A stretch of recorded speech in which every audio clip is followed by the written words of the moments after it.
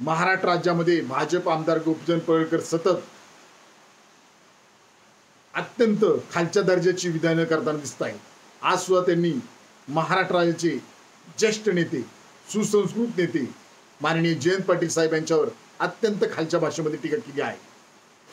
या पडळकर यांच्या विधानाचा रिपब्लिकन पार्टी खरात पक्ष जाहीरपणे निषेध करत आहे। माननीय मुख्यमंत्री साहेब कित्येक वेळा गोपीचंद पडळकर यांनी धर्मामध्ये अतिशय तेढ निर्माण करणारी वक्तव्य केलेली आहे, चिथावणीखोर वक्तव्य केलेली आहे, तरी सुद्धा गोपीचंद पडळकर यांच्यावर कोणतीही कारवाई झालेली दिसत नाही।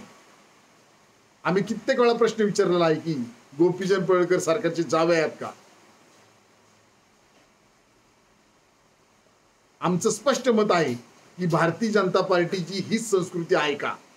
आणि जर भारतीय जनता पार्टीची संस्कृती ही जर नसेल अशी बोलण्याची, तर त्वरित आमदार गोपीचंद पडळकर यांच्यावर कठोर कारवाई, कायदेशीर कारवाई करावी, त्यांची पक्षातून हकलपट्टी करण्यात यावी आणि तत्काळ आमदारकी त्यांची रद्द करण्यात यावी अशी मागणी माननीय मुख्यमंत्री देवेंद्र फडणवीसांना आम्ही करत आहोत।